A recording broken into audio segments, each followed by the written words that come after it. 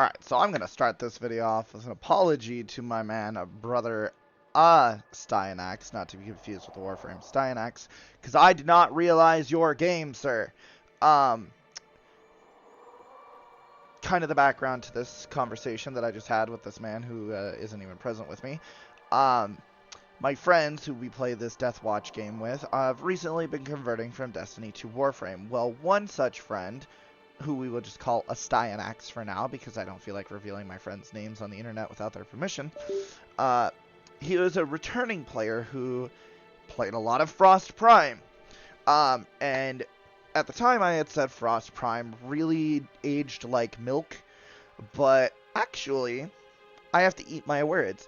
Frost Prime has actually aged quite more like a wine.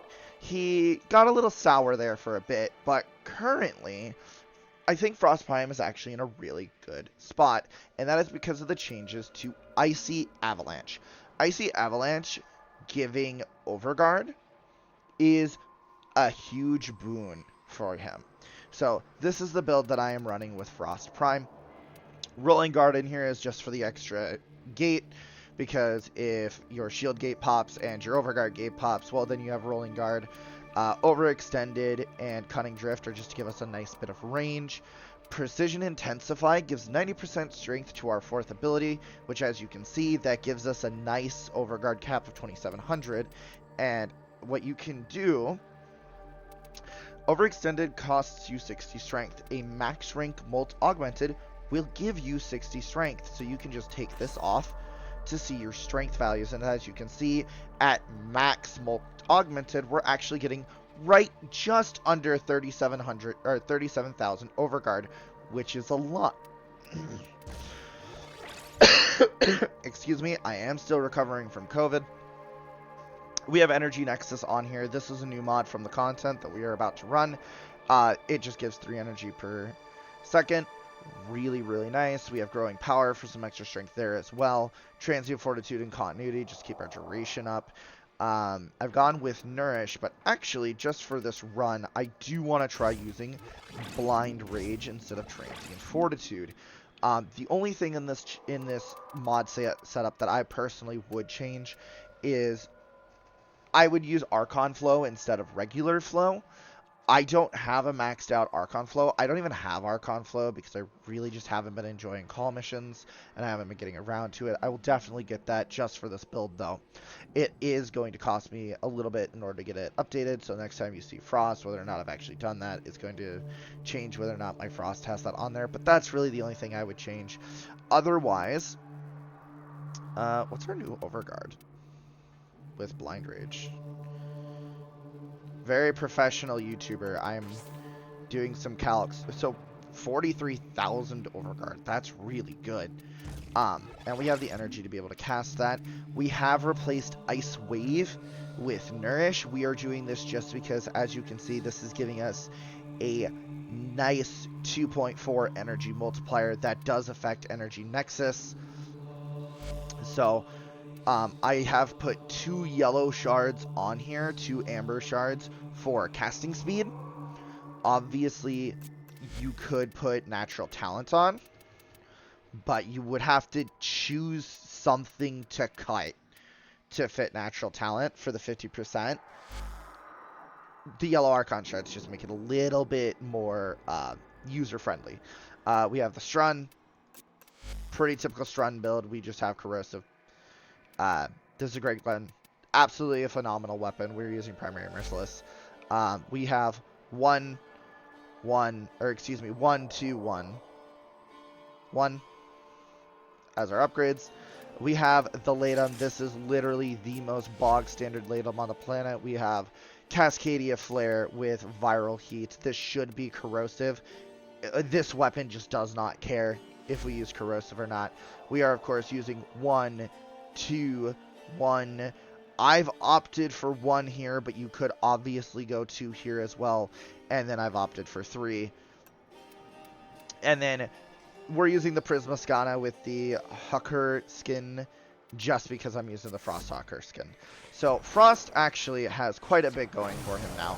Precision Intensify, I think personally, between the changes to Icy Avalanche, the existence of Precision Intensify, and just the changes to Nourish with Energy Nexus, I think has just landed Frost in a very, very good spot. As you can see here, while we're grabbing our key glyphs, I'm just generating some energy. You got your glyphs. So, hit the terminal to exit into the labs. I do recommend doing this one manually instead of using a cipher if you're doing something like what I'm doing, where because my Frost is still generating energy while I'm hacking this console now. I'm gonna turn my 2 back on. You could replace the 1 or the 3 as well. With this build, I don't recommend replacing the 3 though. So as you can see, we just cast that real quick, get a little bit of overguard. It is a little expensive. This is my first time trying this with Blind Rage, but you know, I get 2 casts of it before I need to let my energy kind of gen up. I think that is going to give the edge to Transient Fortitude over Blind Rage, but I'm still toying with the build a little bit. But Warframes that have access to Overguard are just really, really good right now. Especially ones that can kind of just set up their Overguard and then use Nourish. I will say that Frost is more of just like a slightly worse version of Styanax as opposed to like his own frame. But, you know, it's serviceable. It's really strong. As long as we make sure we keep our Nourish going, we will be able to keep Energy Nexus going. It will help with Energy Sustain when I switch from regular flow to Archon flow, because these enemies that die under the effects of our core will drop that extra energy. But you know, we're still doing pretty well here. We haven't quite gotten to the big fight, but just being able to like pop that Overguard, get those defenses while we're trying to like just run around here. That's part of the reason we're not getting too much Overguard, is because we're really not hitting that many enemies, and we're still generating like 700 Overguard, which generating even just 1 Overguard for Overguard's natural gate is going to be phenomenal. Not to mention, there we go, we're full energy off 1 energy orb thanks to Arcane Energize. But even just getting one Overguard for that 0.5 seconds of immunity, plus Frost has pretty naturally high base shields at 650, you could actually get quite a bit done with that. So we're just gonna make our way into the Netracell now. Obviously there are better frames than Frost. I think I rated him a little bit low. I told Mr. Styanax that, Brother Styanax, I believe Frost is like a C+, B- tier frame. And actually with Precision Intensify and his changed Icy Avalanche Augment, I think I have to eat my words and admit that I think this frame's actually more of like a B+, A- tier. I actually failed that because I'm really good. I'm just gonna use a cipher. Which, hey, I like admitting when I'm wrong with frames. I want all frames to be like A+. I don't want S tier frames, because as soon as frames get S tier, they tend to like warp the game around them, and that's not fun for anybody to have the idea of, well, I have to bring this frame because they're just so meta defining. I definitely don't think Frost is necessarily hitting that level, but this is really, really good. As you can see, I've kind of burned through all of my energy, but I have all of the Overguard I need. I'm not gonna be struggling to like fight and survive right now, and that's gonna give time for my energy to recharge with Energy Nexus. And all the enemies that I hit over here don't have armor, and now I can actually just sit here and kind of just do Frost things. And Frost is already kind of a frame where you just kind of want to sit and put.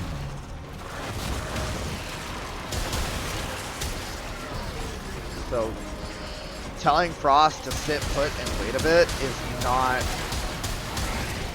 like it's not bad for him. He's like, okay, I was gonna do that anyway. Cool story, bro. He told me to do the thing that I want to do, which is set up this defensive position and take squatters, right? Which, as you can see, none of these guys have armor.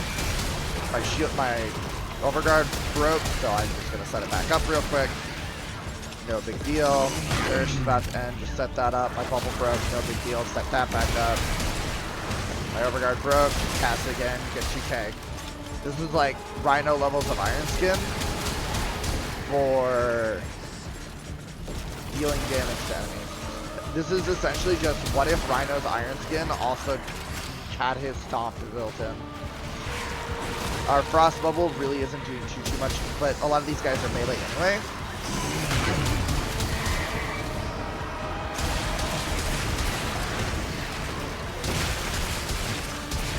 So yeah, we can kind of just... We are now just like, I'm going to spam 4 until I'm out of energy. Now I'm at, you know... And this is like solo, right? Like I'm not using Zeneric, I'm not using energy pads. I don't have like a buddy playing Harrow or Trinity to kind of supplement my energy. I'm just Frost. Got 11,000 overshield or overguard. Oh, where is this little bastard? Got 11,000 overguard. Like, I'm in some of the highest level content to the game. I have rolling guard on here, but honestly, the next time you see this build, I will probably have dropped overguard because while the extra safety that overguard or that rolling guard, excuse me, I will probably have dropped rolling guard because while the extra safety is nice, I'm just not like I've got this nice defensive bubble. I've got extra casting speed for my 4, that's just making it so that way I get all this extra overguard. The enemies that get near me are getting speed. Like, I can use explosive weapons just at my feet, that overguard. Like, I just don't, I'm not feeling threatened by anything. Like, I honestly probably drop rolling guard and go, like, say, Streamline. Streamline seems really good. Oh, this guy has armor. He's kind of annoying.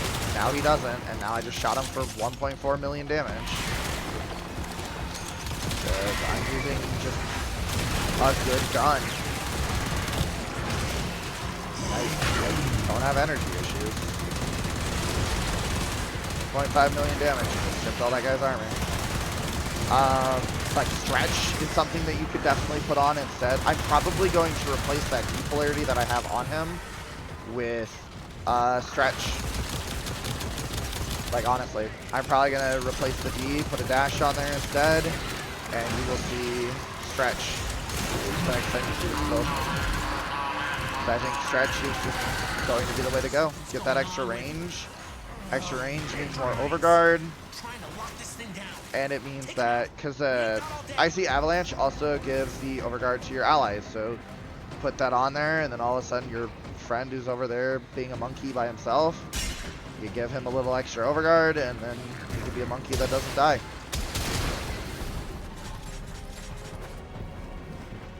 That way when Brother Decimus tries to go and eat the crayons, or has his eyes melt out of his head for the 37th time, as Brother Alvatrad is just like, why? Brother Cyanax just goes, you know what, I'm just gonna set up some more overguard for you guys. Help my team tank.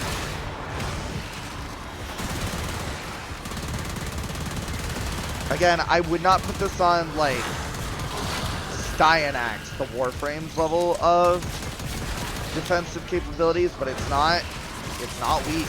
It's not nothing. It's not as good as Intrepid Stand, I'll give it that, but like, you know, being a lower power level version of Cyanax is nothing to be upset about.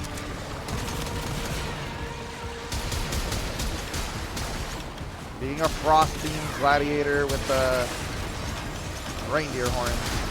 Nothing to be upset about.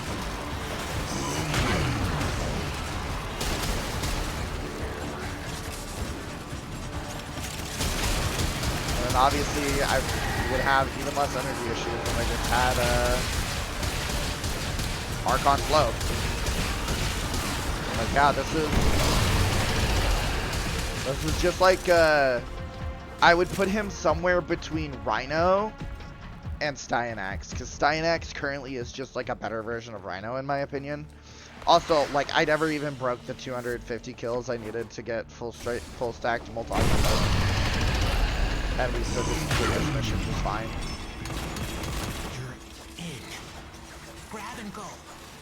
Can't wait to see what you got when you get back here. But yeah, that's the Frost run. As you can see, it really was not hard at all. Frost is just, he's a good, durable, CCing frame. He's not as bad as I thought he was. He is kind of reliant on that Icy Avalanche augment, which means that some people would consider that he's got a band-aid fix, but hey, there are plenty of Warframes that have band-aids on them. There are plenty of Warframes that are just covered in band-aids that are great frames, but, you know. I wonder what Albrecht planned on doing with that.